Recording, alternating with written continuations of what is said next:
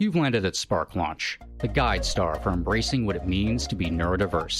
I'm Mike Cornell, joined by CEO of Spark Launch, Chaya. Here, we navigate mental health triumphs and tribulations from all across the spectrum, charting a course through the shared experiences that unite us, and discovering how to embody the unique strengths within neurodivergent and neurotypical alike, igniting your spark and launching it into a better tomorrow. Hello there, I'm Mike. I'm Chaya. And today we're excited to welcome Bradley Lewis Foster, an ADHDer and seasoned marketing professional with over 15 years of experience at industry giants like Amazon, Microsoft, Disney, and many more.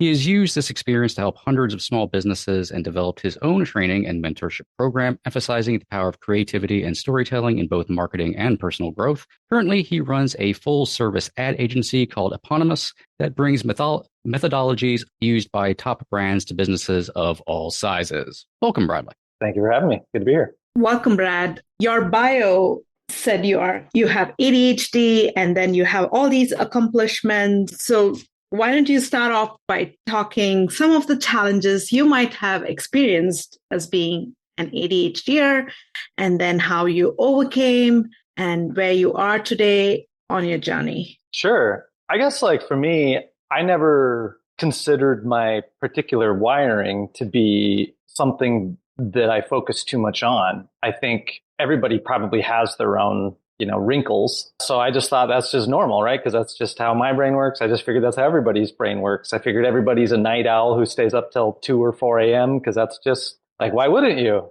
Be more productive. And so there's obviously some drawbacks to it. And I think everybody probably has a different experience. But for me, I think it can kind of be a superpower if you have figured out how to harness it. And it took me a while to figure out how to harness it. But I think just like anything in life, it's a matter of over time, you will figure out who you are. And that's one of your missions in life, is to get to know yourself really, really, really well. I think it's essentially your duty is to figure out who you are. And you can do that in a lot of ways. Traveling, for example, can do that. Going and being out in nature, finding your tribe, as people say, going and being around others, meeting other people, seeing how they see the world and how they approach their own problems. But I never thought of it as, oh, I've got this problem and this is, my burden or something. No, it doesn't. What I figured out in life, in order to be successful, it does not matter. And what I tell people in my mentorship is, if you spend your time, or I should say it this way, you are better off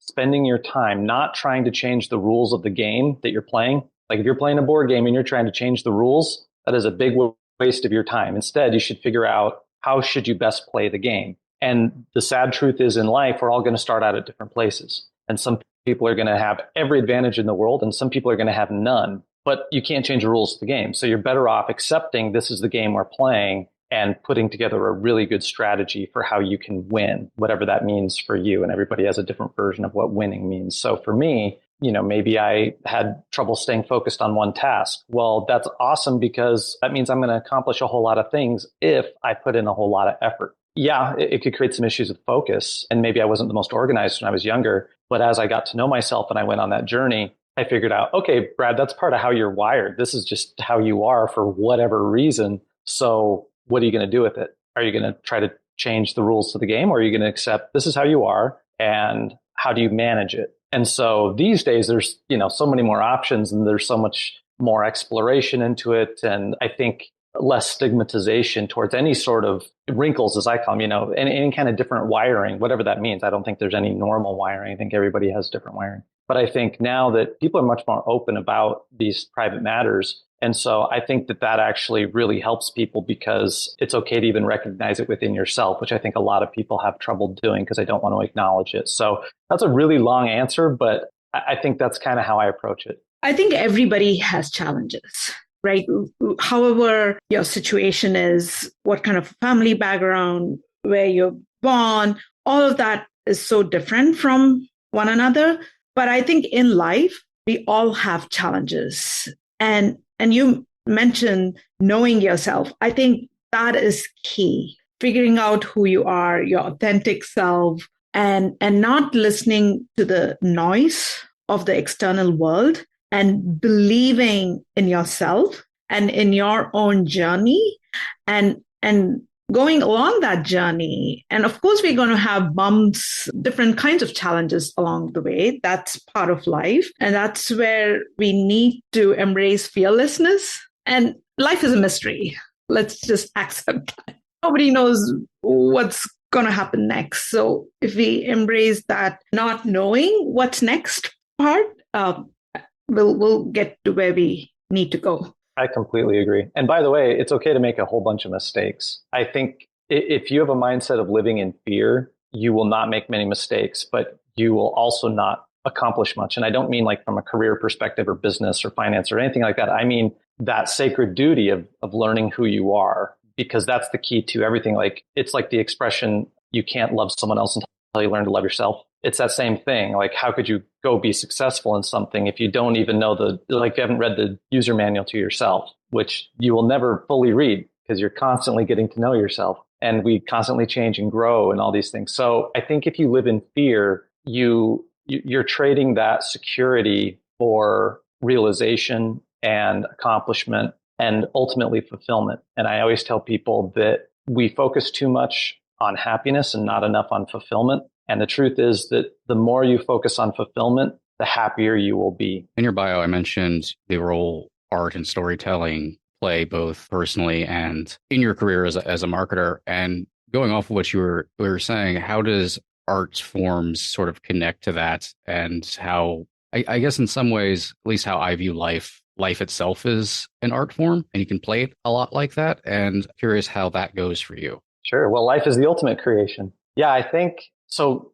I have no idea if it's a nature or nurture thing for me, but I'm a very creative person. I'm a very artistic person. I have no idea what the combination was that led me to that. My brother's also extremely creative as well. He's in film. Why are we this way? I have no idea, but so I actually intended first, like my first love was not marketing. It was music. And I taught myself guitar, and I've been playing probably since I was 13 or maybe even younger. It's a great way to express yourself. It's also like, I think everybody like meditates in their own way. For me, it's like writing and playing music for me is very meditative, and it's a very helpful thing. It's like a tool essentially for me. And so I actually wanted to be a musician before I ever wanted to be a marketer. And I went into marketing because I was like, I don't know what else to do. I'm creative. And back in Montana, there weren't many opportunities. So I was like, well, I'll go into business school. It's kind of a safe thing to do. And so I was like, well, what's the most creative thing that I can do in business? And that's marketing. And so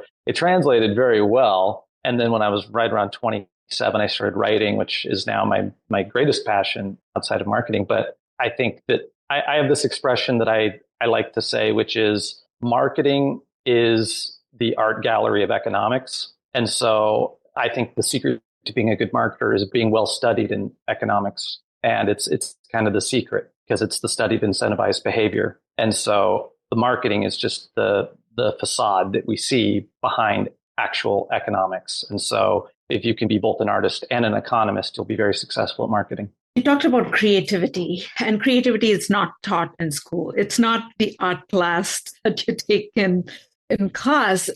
But how did you find that creativity? Because I have my own creative journey. How did you find creativity? Because what you're not good at in school and the things that they tell that you're not good at is what leads you to creativity. I mean, there's a whole connection of not following the rules, especially not following the rules, because we ADHDers are always dinged for that, not obeying the rules.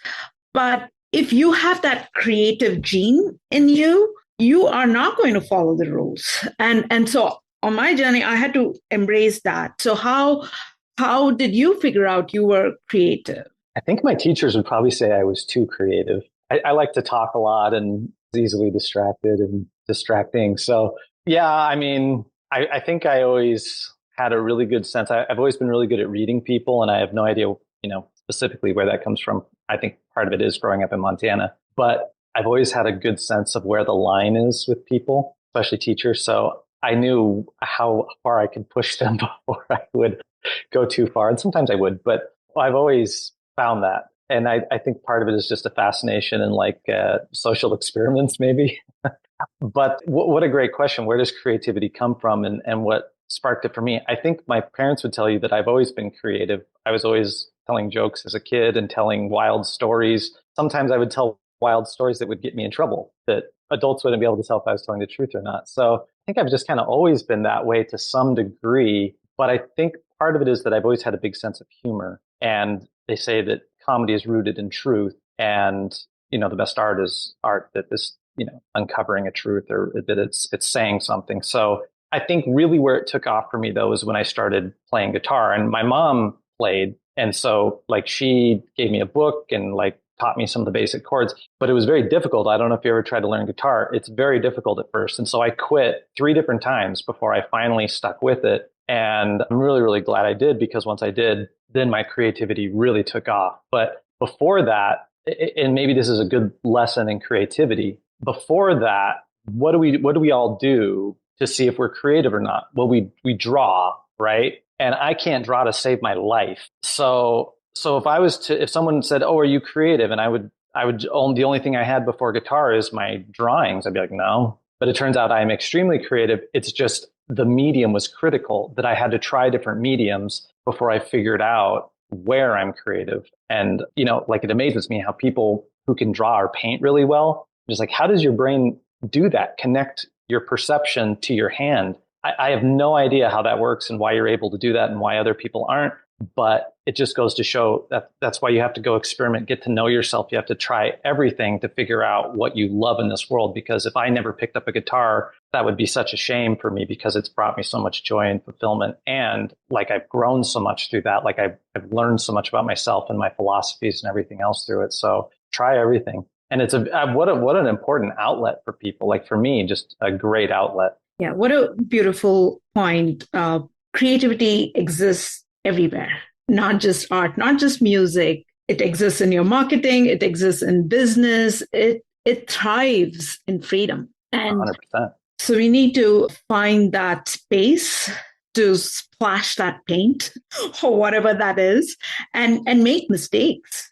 Because creativity is all about making mistakes, trying out this, trying out that, and what resonates with you, with your heart. And that's how you create anything. Allow yourself to make mistakes, which unfortunately in the real world, it's not presented. Institutions don't present making mistakes. You're penalized for that.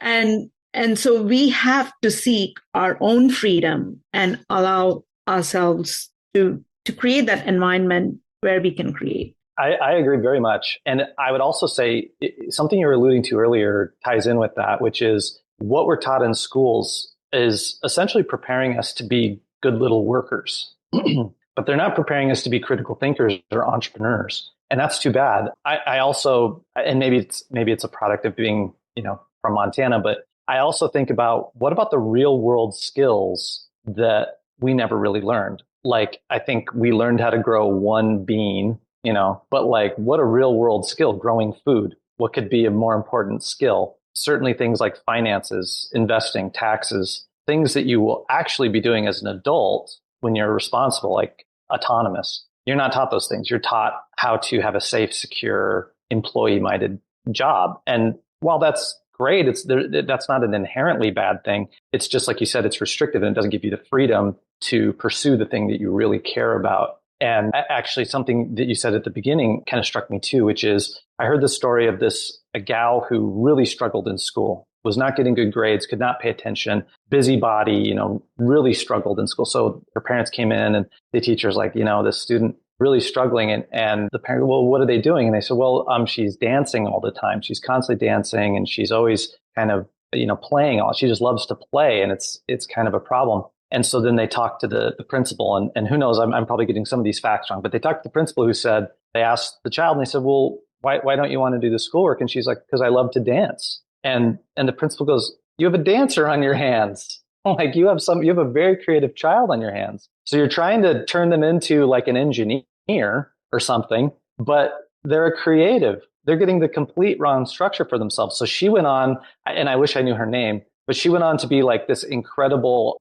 like costume designer for Broadway. And she's like won all these awards. Like she's this incredibly talented person, like very well esteemed. But it was all because one person in authority recognized, who's supposed to be developing children, recognized, yeah, we're taking the wrong approach here because we're trying to do a one size fits all. But think of all the jobs out there. It makes no sense. So I would love more creativity in schools and more critical thinking as opposed to just go memorize this stuff. Trust me, I'm right. Instead, it'd be great for people to not only fundamentally understand how things work, because I don't really like this idea of, oh, you don't need to know how things fundamentally work because you can just go Google it or go on ChatGPT. You should fundamentally understand how things work, but also go pursue what you really care about. Because even though I have done so much math in my career, I have never used trigonometry. What was the point of that? So much of it is antiquated. So much of it is, as your story pointed out, stuffing people into a box. You have to go do this because the test you took pointed towards you can be a mail delivery person, you can be a police officer,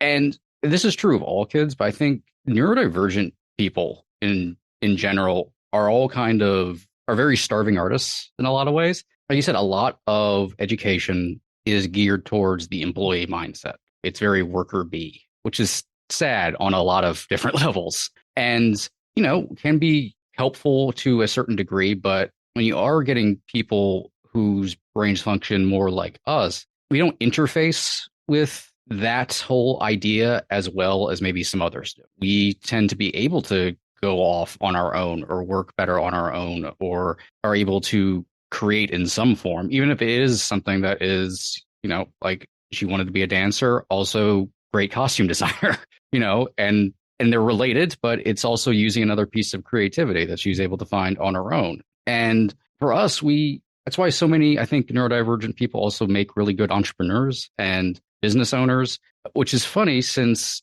most people would peg them as having difficulties with dealing with the minutia of that. But it's different when it's in our control and it's something we were actually able to focus on and have a passion for. It's all the other stuff. I can probably apply algebra if it's related to my own business practices. If you just asked me to do an algebra question, I would tell you to get out of my house. That there is needing to be like that change of practicality and real world application to nurture those kind of minds who want to go out and go off the beaten track a little bit. I totally agree. I mean, I think if it's almost like the more differently that you're wired, the more original your thoughts can be. One thing that I talk a lot about in music is, a lot of musicians, there's kind of two mindsets. It's either this is a vehicle to make a lot of money and fame, or it's a vehicle to express myself through art. And if you want to go make a lot of money, you would think, well, let's just go sound like everybody else because we know that that's popular and that's the trend. So I should just go do what they do because, that will make me a lot of money. But in reality, how to make the most money is to be original. Because when Led Zeppelin came out, let's say, nobody asked for Led Zeppelin, but they showed up and said, here you go. And everyone went, whoa, this is incredible, crazy music I've never heard before. I had no idea that I wanted this sound. So if you're just constantly listening to what everybody else is telling you to do and telling you, be like everybody else, take the safe road, then honestly, you'll probably be way more likely to fail because it's redundant. What is the point of being someone else? They already exist. Go be yourself. I remember years ago, I was watching a panel with famous voice actor, and it was kind of like a workshop panel, sort of. So it was a lot of aspiring actors and stuff. One of his pieces of advice was he gets a lot of people who send him demo tapes of like doing Fred Flintstone or Homer Simpson and stuff. And he's like, yeah, they're all good. They already have people who do that. So like you can't like sending that in as an audition piece doesn't get you anywhere because cool, you did that voice we already have an actor for. And I think a lot of that kind of already applies. You have to kind of find yourself and be yourself. And what are you trying to express with what you're doing? Absolutely. Yeah, that's a funny example. I like that. Going off of that, as far as what you're communicating emotionally and from yourself, regards to your art, what are you trying to say with that stuff? I mean, it really depends on the piece, right? I tend to be pretty philosophical. I think one of the reasons why we're here is to pursue truth. And I think that the catch to it is that you have to know going in is that you'll never get it. So, but I think it's your job to get as close to it as you can. And so I think I enjoy exploring those kinds of concepts, but it really just depends. just like anybody, I, write about love or betrayal, disappointment, excitement, things that are just out of reach. What is God? Why are we here? I love reading. I love referencing history and art and tying things into my music and my writing. But I also enjoy tying that into my marketing. I think having a really good memory, which is one of my superpowers, I don't know why, but I have a tremendous memory. It really helps me in marketing, which I've talked to, like I remember in an interview with Amazon, that's one of their common interview questions is, what would you say is your superpower? And I said, well, I have this crazy memory. And they were like, that's not a superpower. And I said, well, actually it is because, good marketing ties into zeitgeist and even really good marketing can create its own zeitgeist, like the caveman commercial from Geico, which they've recently brought back.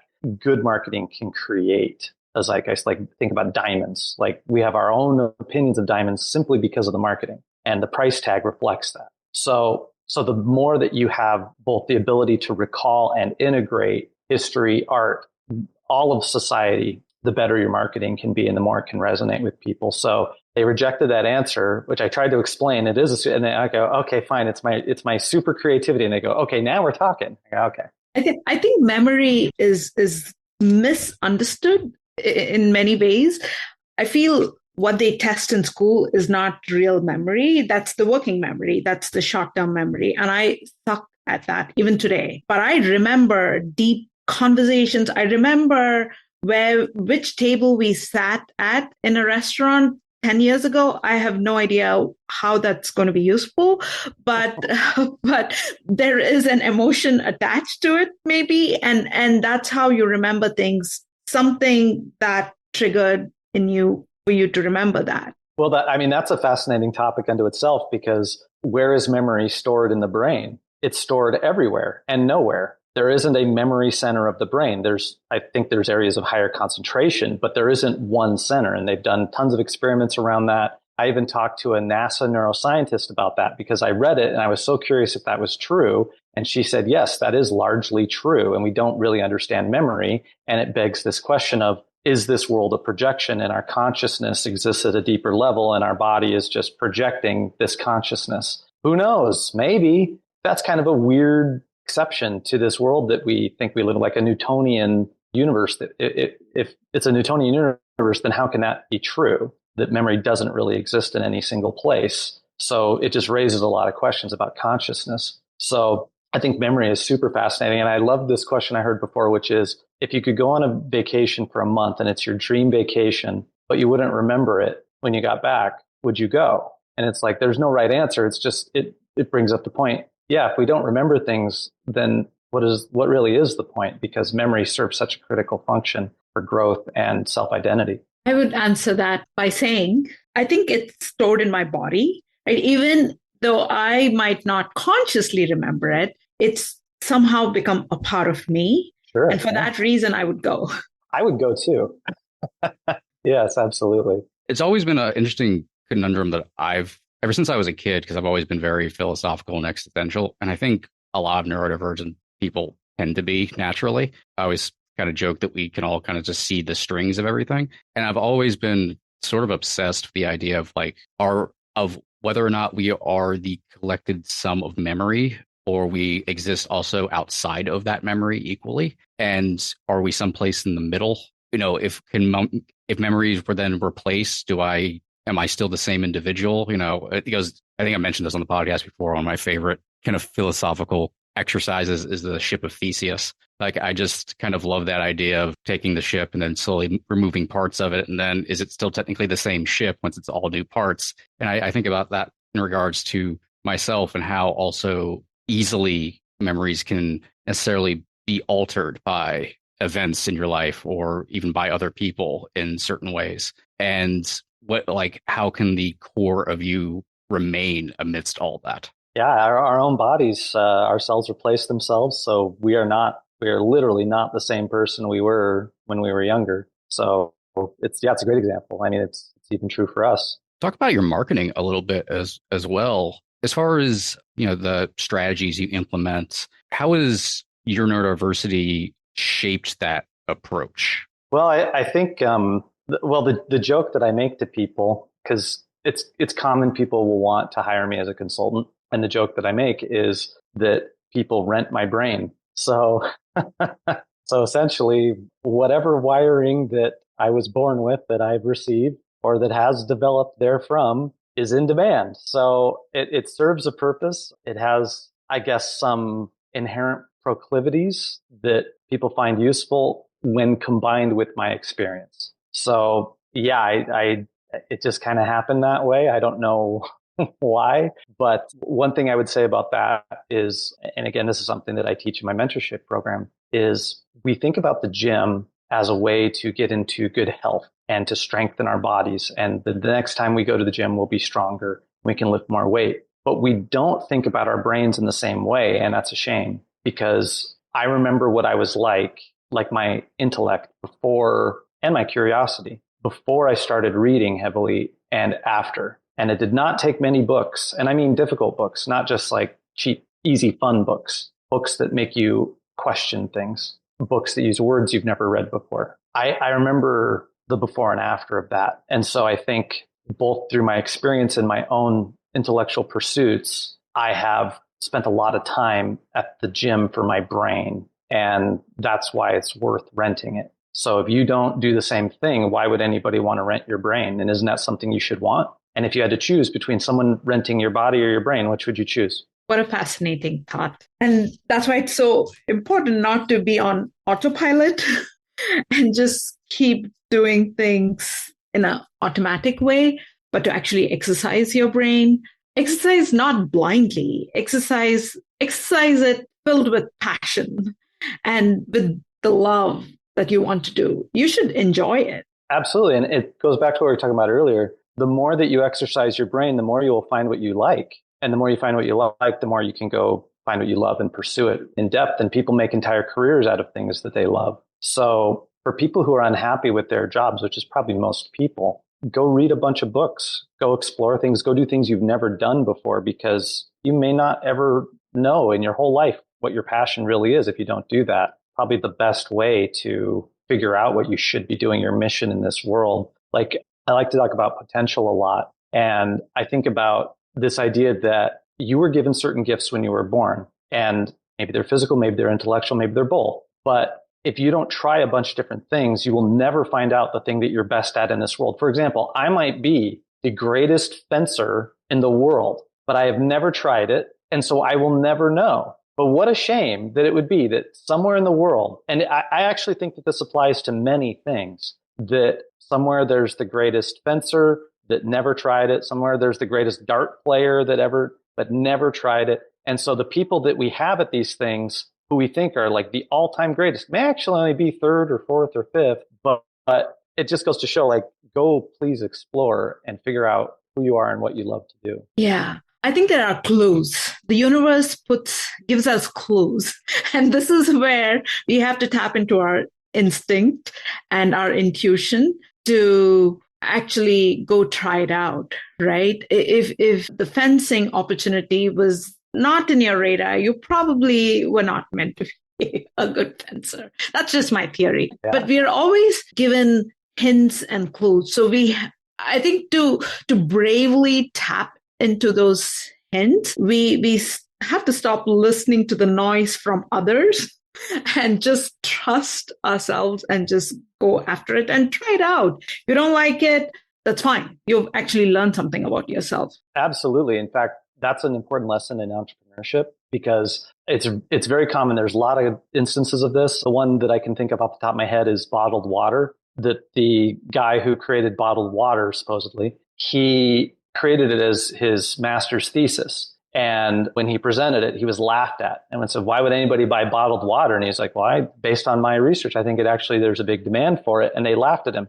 And, look at bottled water now. In fact, think of all the evolutions of bottled water to today. And it's something that I tell entrepreneurs. There is a cycle that happens when you decide to split off from the pack and take yourself out of the kind of employee mindset and say, I have this passion and I'm going to go pursue it. In fact, some of this is bolstered by Chris Gardner, the figure behind the Will Smith movie Pursuit of Happiness. When I worked at AT&T, he was our spokesman for Business Circle, this small business community that we created. And he's one of the most inspiring people that I've ever talked to, ever met. He's an unbelievable person. He was talking about how the struggles he went through, which were portrayed in the movie, which in real life are actually even more difficult than what the movie showed, if you can believe it. But he said, as an entrepreneur and then just in life, he said, don't listen to anybody. And I found what happens because I've worked with hundreds of entrepreneurs. What happens is when you split off and you take yourself out of the employee world, people will question you. They will laugh at you. They will think you're crazy. They will lecture you. They'll call you and be like, are you out of your mind? Are you okay? Like, everybody will tell you not to do that because it's not safe,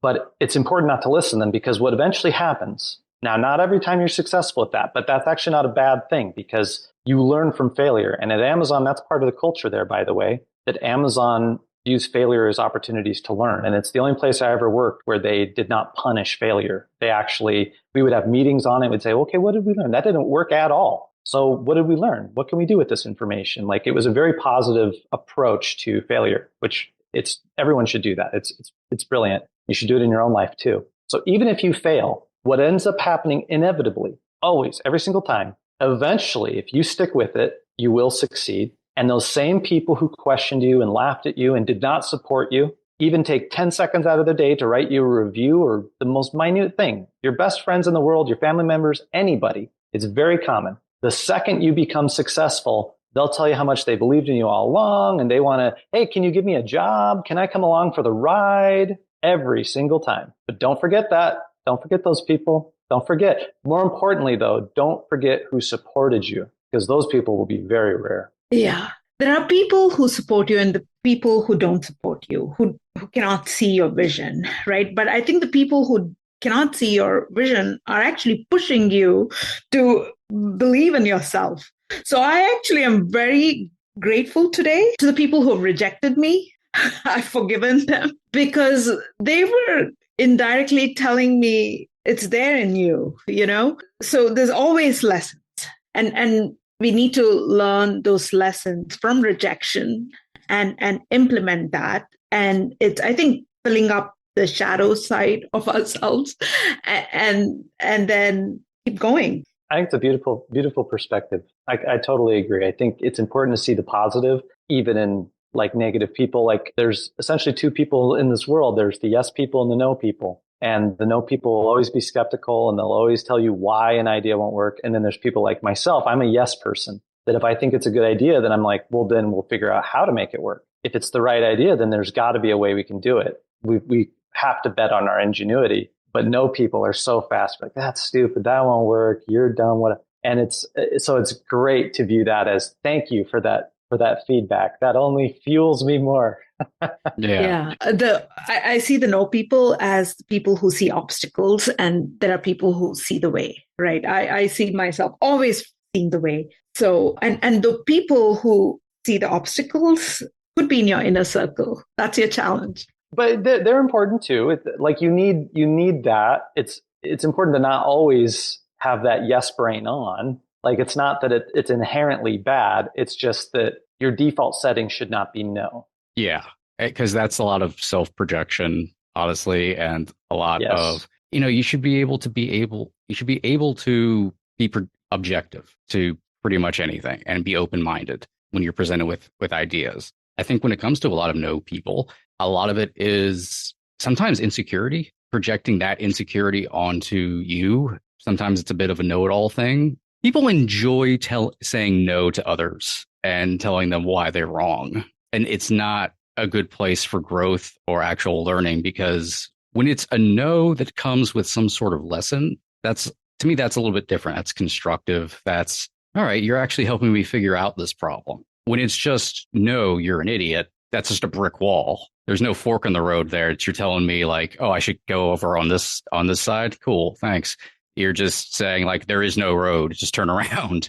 So it is a little bit of rewiring your brain in how it reacts to rejection and how it reacts to failure. And that's really with any facet of life, not just professionally, but just with relationships, and rewiring yourself. So whenever you are met with a wall that's been thrown up by somebody, you don't take it as gospel, and you don't take it as, oh no, I shouldn't have said anything. And I think that's kind of maybe our default. This is teaching me that if I do try something, I'll be rejected. And then everyone will think I'm an idiot. Everyone will think I'm lesser. So I'm not going to put myself out there. I'm not going to turn myself inside out and show all the parts that make up me in this idea or anything else. And having to rewire that. So you go, okay, you're just not the right person that I should have told that to.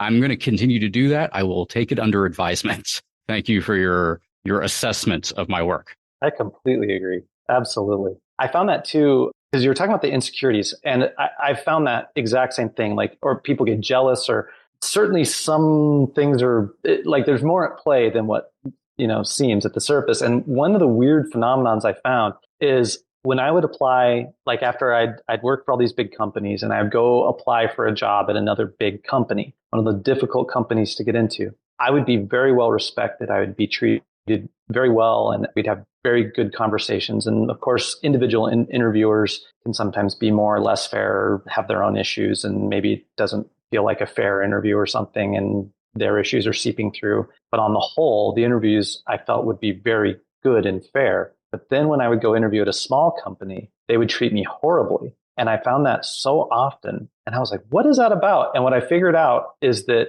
a lot of times I'd be talking to someone who had not accomplished much in their career in marketing. And so when they would talk to me, they would try to talk down to me. I even had one CEO yell at me and tell me I was a liar because there's no way I did all the stuff that was on my resume. And I've never lied on my resume in my life. And I was like, that's what I've done. I don't know what to tell you. And he's like, no, you're just a pencil pusher at a big machine. You're just a cog. I'm like, dude, this sounds like your stuff, not my stuff. Because I did all that. I don't know what your deal is. But I found that at a lot of the smaller companies that would happen, is that these people who have their own insecurities, it would start leaching into our conversation. And I'm like, this seems like a win-win for everybody to have me come work here. But okay, I definitely don't want to work with you. And you would think it would be the opposite, that I'd get big leagued at the big companies. But actually, I think I could say pretty reasonably that I was treated with more respect at Amazon than at any other company I ever worked for. Great point. It took me this many years to figure out that people were projecting their insecurities on me. But once I figured that out, I was like, oh my God, but they said it with such confidence and plus their position in the job. I believed I blindly believed the system of power, because the world is built that way. Nobody tells you that. You have to figure it out yourself. And that's when I realized, oh yeah, they might have been seeing me from a very colored lens, and but nobody told me. It was up to me to figure that out. So there is that beautiful self in everybody. And as you mentioned, Brad, every single person has something beautiful to offer, right? It's not just about career. It's in relationships, it's in just interactions, whatever that may be. But it's up to us to find that. And once we find that, we should offer it to others. And maybe you can call it a job. It can be volunteering. And that's where you find inner happiness. Absolutely. One thing, I remember I was talking to someone, this is a long time ago, and I was talking about entrepreneurship, and they said, well, not everybody's cut out for entrepreneurship. And I said, well, most people actually are. It's just, I think in the world that it exists as it is now, it just doesn't seem like it, because everybody just goes and gets jobs with other people, which there's nothing wrong with that. If you spend your whole career working for other people, absolutely nothing wrong with that. I fully promote it. But I do push back against the idea that most people aren't cut out to be entrepreneurs, because we have so much time on this earth. I mean, it's very short, but it is also very long. And so it's impossible to spend it without becoming an expert in something. Like if you're completely unemployed, you've never had a job, and you're 30 years old, and all you do all day is watch The Price is Right every single morning, congratulations, you're a renowned expert on The Price is Right. You could create an Instagram account around it. You could create a blog. You could write a book. Like, you are an expert in it.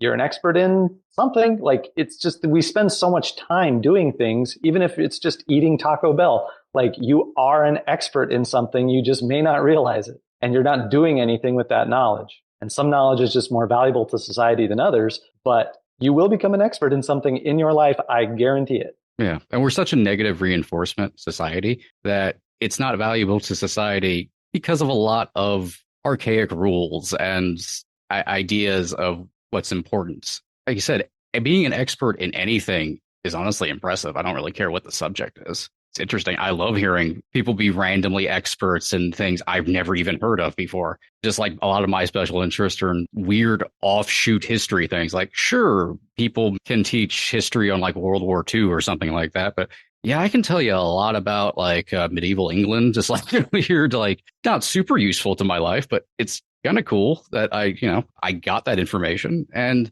everyone has like an equal opportunity to absorb information and use it in a positive way. And like you said, I think nurturing that in a positive way instead of saying that one thing is more important than the other. Like one thing might have more uses, but doesn't mean that the other thing doesn't have any use. And hell, it may just have a use to you, which is still impressive. Like, what's wrong with that? That's the whole idea behind fulfillment that I was saying earlier. Fulfillment is unique to you, specifically you. It has it's not a team sport. It's not judged by anyone else. It is purely what makes you happy and feel like you are living your life's purpose. And if that is being an expert in Taco Bell or medieval history, which sounds awesome to me, by the way, I enjoy reading a lot of different periods of history. So I totally get it. Then by all means, do it. Like, it doesn't matter what anybody else thinks about what fulfills you, but that's why it's so important, is because whether it pays or not, that is the point of life. Like, you cannot take the money with you either way. So we know that that doesn't matter.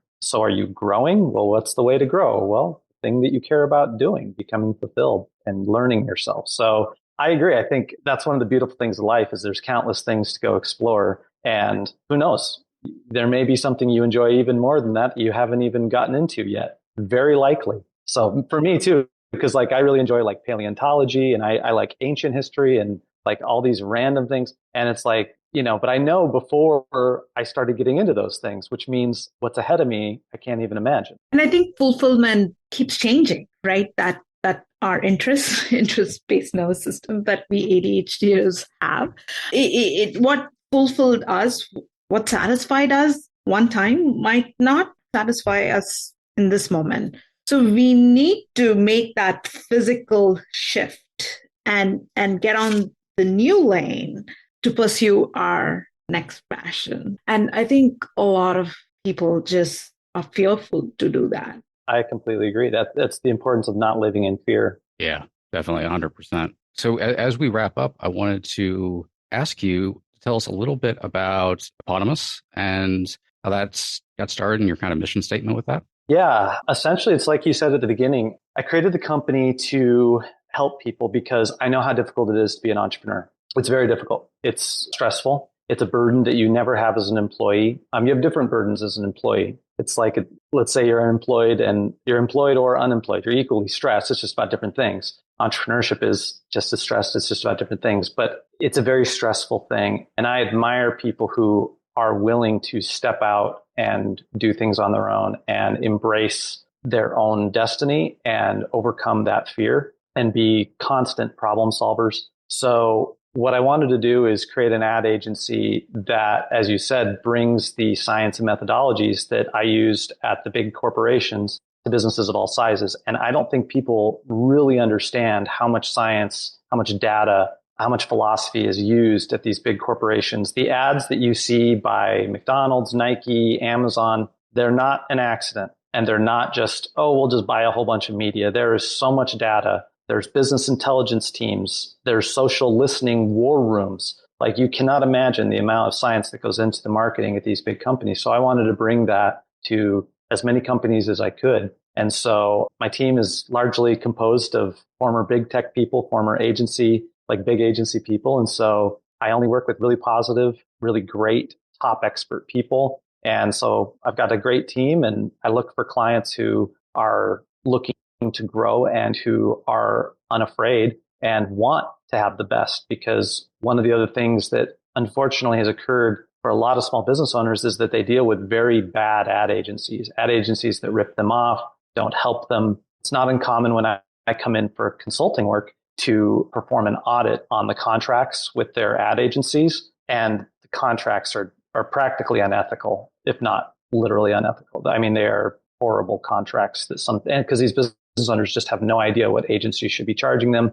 They don't know how often they should be meeting with them, what kind of work they should be getting. So What I say is I want to be the best agency that you've ever worked with. And most agencies only stick around 2 or 3 years. I want to be the agency that you want to have forever because we actually do a good job. We do good work. We listen. We do what we say we're going to do, which is a big problem with ad agencies. So that's what we're trying to do. And, speaking of fulfillment earlier, it's very fulfilling work. And if anybody wants to check it out, it's eponymous.agency is the website. You can find me on Instagram at Bradley Lewis Foster. They can find me on LinkedIn. I have my own personal website, bradleylewisfoster.com. Pretty easy to find me.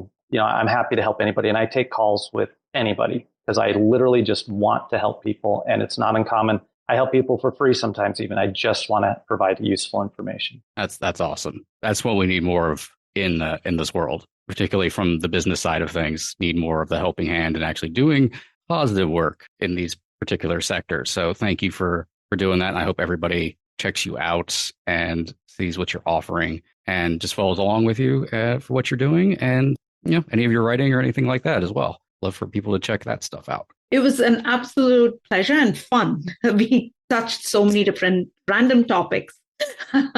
Absolutely. We really did. Yeah. Yeah. Thank you so much for having me on. This was great. Yeah. It was great. Yes. Thank you so much. And we will see you all next time.